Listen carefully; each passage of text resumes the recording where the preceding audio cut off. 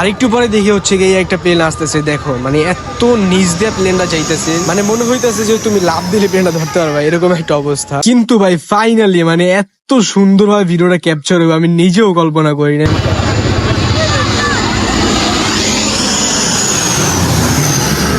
তো ফাইনালি চলে আসলাম আমরা ঢাকা এলিভেট হাইওয়ে এক্সপ্রেসে। আর এই এলিভেটটা ভাই এত জোস করছে মানে।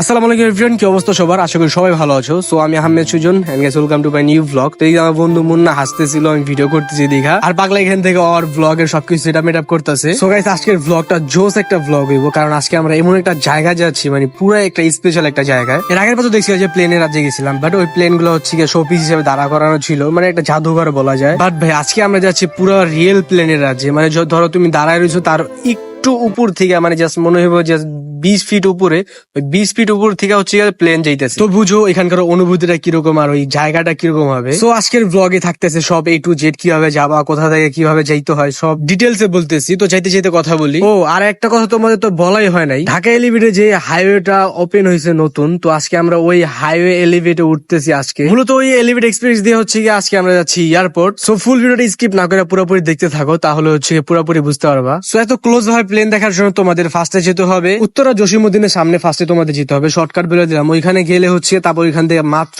5 মিনিট লাগবে ওই জায়গাটা গেতে। মানে তোমরা যেখান থেকে আসো না কেন, তোমরা ফার্স্টে হচ্ছে উত্তরা জসিমউদ্দিনের সামনে আসবা, তারপর ওইখানে দাঁড়া কাউরে জিজ্ঞাসা করলেই হবে যে দলিপাড়াটা কোন দিকে। মানে জাস্ট ওইখানে 5 মিনিট লাগবে দলিপাড়া যাওয়ার জন্য। মানে এয়ারপোর্ট যেতে যেতে তুমি হচ্ছে দলিপাড়া যেতে পারবা, কোনো প্যারা নাই। ওই দলিপাড়া যাওয়ার পরে হচ্ছে তুমি নিজে নিজেই চিনবা, কারণ ওইখানে বোঝা যায় যে এখানে এয়ারপোর্ট, ওইখান থেকে প্লেন নামতেছে উঠতেছে। তারপর ওইখানে প্রচুর পরিমাণে লোকজন থাকে, মানে ওই লোকজনের কাছে জিজ্ঞাসা করলেই হবে। এখানে প্রত্যেক শুক্রবার এত পরিমাণে লোকজন হয়, মানে ওখানে দাঁড়াতে পারবে না তুমি, এরকম পরিমাণে লোকজন হয় এখানে। তো এখন এখানে বেশি কথা না বাড়ি, এত সুন্দর ওয়েদার দেখতে দেখতে, সিনেমেটিক ফুটেজ দেখতে দেখতে চলে যাই আমরা।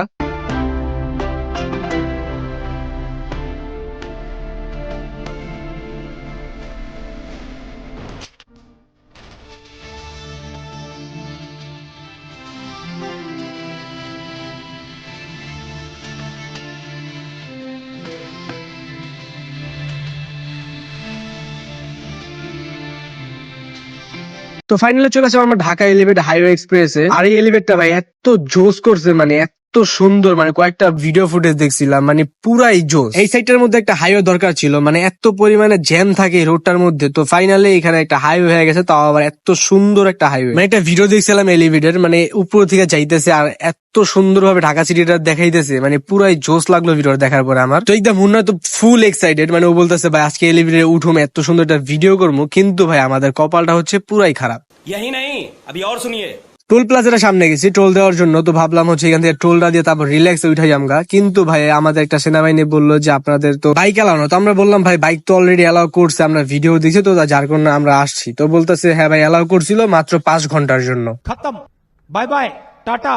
মানে এটা কি কোনো কথা ভাই, কও এত কষ্ট করে এই ঘুইরা মুইরা তারপরে যে এইখান দিয়ে আসলাম যেন এলিভেটে উঠতে পারি। আর আসার পর শুনি 5 ঘন্টার জন্য মানে শুধু অন করছিল, তারপর আবার নাকি অফ করে দিছে। মানে আমার কথা হচ্ছে খুলছে ভালো কথা, একবারই খুলবো তাহলে আবার অফ করা মানে কি? এটা আবার কোন ধরনের নাটক ভাই? হয়তো একেবারেই খুলতো না, আর নাহলে একেবারে অন করে দিও, তাইলে তো হয়ে গেত। আর আমার এই বন্ধু মুন্না হয়তো তো আশা করছিল যে আজকে এলিভেটে উঠবো। বন্ধু আমার পুরাই আশা থেকে পুরো প্রস্তুতি না বের হয়েছিল যে আজকে ভাই এলিভেটে উঠবো, এত সুন্দর সুন্দর একটা ভিডিও করুম। কিন্তু বন্ধুর আশাটা পুরো মাটি হয়ে গেল গা। তারপর কি আর করুম, হয়ে গেল তার মারামারি করুম না। তো এই জন্য দুই বন্ধু মিলে আবার মন খারাপ করে সুন্দর এই ওয়েদার দেখতে দেখতে আবার যাইতেছি। বাট এখানে রাস্তাগুলো ফাঁকা পাওয়ার কারণে এত সুন্দর লাগতেছিল, তো মনে তো ছিল এইখানে আমরা এলিভেটে চালাইতেছি গাড়ি, এরকম লাগতেছিল। মানে আমরা এলিভেটে উঠার জন্য ভাই এই এয়ারপোর্টে যাওয়ার তো আমাদের শর্টকাট আরো রাস্তা আছে, বাট আমরা ঘুরে এত দূর আসছি। তো যাই হোক কিছু করার নাই, কপাল খারাপ হইলে যাওয়া আর কি। তো ফাইনালি আমরা আমাদের লোকেশনে চলে আসলাম। উত্তরা জসিমউদ্দিন আসার পরে হচ্ছে গিয়ে বাম দিকে একটা রোড গেছে, ওই বাম দিকে ওই বরাবর রোডের দিকে আসলে হচ্ছে গিয়ে আমাদের এই লোকেশনে আসতে পারবা, কোনো প্যারা নাই। আর এই সাইডে যে বাউন্ডারি গুলো দেখতেছো এটা হচ্ছে গিয়ে পুরাটাই এয়ারপোর্টের বাউন্ডারি। আর এখানে আইসা দিকে ভাই প্রচুর পরিমাণে মানুষ, কারণ আজকে হচ্ছে শুক্রবার, আর শুক্রবার হচ্ছে গিয়ে এইখানটায় প্রচুর পরিমাণে লোকজন থাকে। আর এইখানে এমন একটা জায়গা, এমন একটা পজিশন পড়ছে, এইখান থেকে হচ্ছে সব প্লেন গুলা ল্যান্ড করে। মানে এইখানে দাঁড়াইলে হচ্ছে গিয়ে একদম পুরো স্পষ্ট ভাবে প্লেন দেখা যায়, মাত্র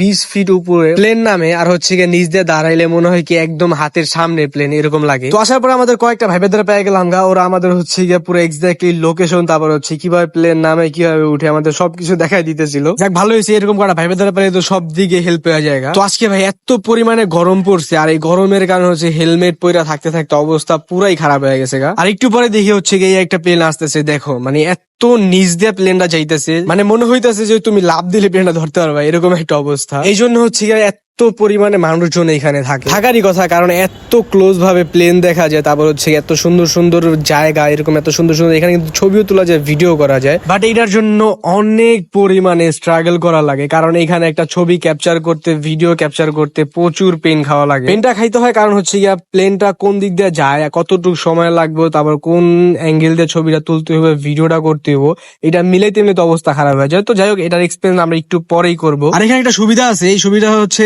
এই প্লেন অনেকক্ষণ পর পর আসে না, যেমন ধরো 1 ঘন্টা 2 ঘন্টা পর একটা প্লেন আসবে, এরকম না বিষয়টা। বিষয়টা হচ্ছে ধরো এখন একটা প্লেন ল্যান্ড করলো, আবার ধরো হচ্ছে 10 মিনিট 15 মিনিট 5 মিনিট পর হচ্ছে আবার একটা প্লেন আসে। তো এটা হচ্ছে অনেক বড় একটা সুবিধা, কারণ যদি 1 ঘন্টা 2 ঘন্টা পর একটা প্লেন আসতো তো দাঁড়ায় থাকা লাগতো, তারপরে যদি ভিডিও ক্যাপচার না হয়ে যেত তো প্রচুর পরিমাণে পেন খাওয়া লাগতো, অনেক সময় লাগতো। তো এটা হচ্ছে একটা সুবিধা, একবার না হলে হচ্ছে আরেকবারই করা যায়। তো আমরা এই এক্সপিরিয়েন্সটা করার জন্য হচ্ছে আমি অলরেডি মূর্তির মতো দাঁড়ায় রয়েছি, বাট প্লেন এখান থেকে আসতেছে, কিন্তু এখানে মূর্তির মতো দাঁড়ায় থাকা লাগতেছে, মানে কি একটা অবস্থা। প্লেন আসবো এখান থেকে, যদি না হয় তাহলে পুরাই বাস। কিন্তু ভাই ফাইনালি মানে এত সুন্দরভাবে ভিডিওটা ক্যাপচার হবে আমি নিজেও কল্পনা করি না, মানে একদম পুরা পারফেক্ট টাইমিং, পুরা পারফেক্ট সবকিছু ছিল। ফাইনালি আমরা সাকসেস, মানে ভাই কি পরিমাণে পেন খাওয়া লাগছে এই ভিডিওটা করার জন্য। তো এখন আবার এখান দিয়ে মন নাই করতেছে ভিডিওটা, এখন ওরটাও যদি আবার না হয় তাহলে তো আরেক সমস্যা। কিন্তু কিন্তু কিন্তু ভাই দেখো জাস্ট, মানে মনে হইতেছে হাতের সামনে হাত দিলেই প্লেন পাবো, এরকম একটা অবস্থা। মানে ভাই ভাবতেও পারি না যে এত সুন্দরভাবে ভিডিওটা নিতে পারবো।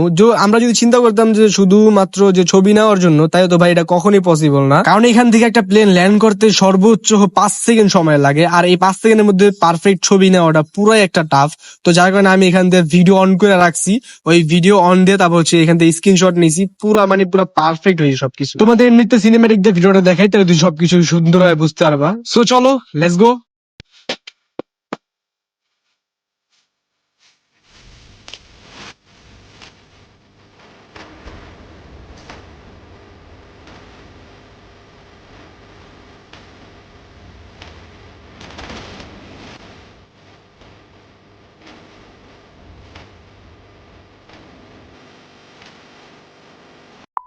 সো দেখলাই তো সবকিছু সবকিছু এত ভালোভাবে ছিল, এত সুন্দর সুন্দর ভিডিও করছে, এত সুন্দর সুন্দর ছবি তুলছি, মানে একদম পুরাই জোস। তোমরাও চাইলে এখানে আসতে পারো, এখানে এসে এত সুন্দর সুন্দর ভিডিও করতে পারো, ছবি তুলতে পারো। আর টেকনিকটা তো দেখলাই, মানে শুধু ছবি তুলতে পারবা, মানে ভিডিও অন করে রাখতে হইবে, অন করে রাখলে তারপর হচ্ছে পারফেক্ট স্ক্রিনশট নিয়ে তারপর তুমি ছবিটা ক্যাপচার করতে পারবা। না হলে যদি শুধু ছবি নিতে চাও তাহলে ভাই প্রচুর পরিমাণ পেন খাওয়া লাগবে। তো যাই হোক, এখন ওই রাত্রে বেলাও এখনো পর্যন্ত প্লেন নামতেছে, এই রাত্রে অনেক রাত্রে পর্যন্ত প্লেন নামে, রাত্রে বসে অনেক সুন্দর একটা ভিউ পাইবা। তো আমাদের বাসা যেহেতু অনেক দূরে, তো আমাদের এখান থেকে আবার ব্যাক করতে হইব, না হলে এখানে বসে আরো কিছুক্ষণ বসে আড্ডা দিতাম। তো যাই হোক, আজকের ভিডিওটা এখানে এন্ড করি। সবাই কমেন্ট করে জানাও ভিডিওটা কেমন লাগছে, আর ফটাফট সবাই লাইক করে দিও, চ্যানেলটা সাবস্ক্রাইব করে দিও, যারা পেজ থেকে দেখতেছো তারা অবশ্যই পেজটা ফলো করে দিও। দেখা হবে নেক্সট ভিডিও। তো সবাই ভালো থেকো, সুস্থ থেকো, আল্লাহ হাফেজ।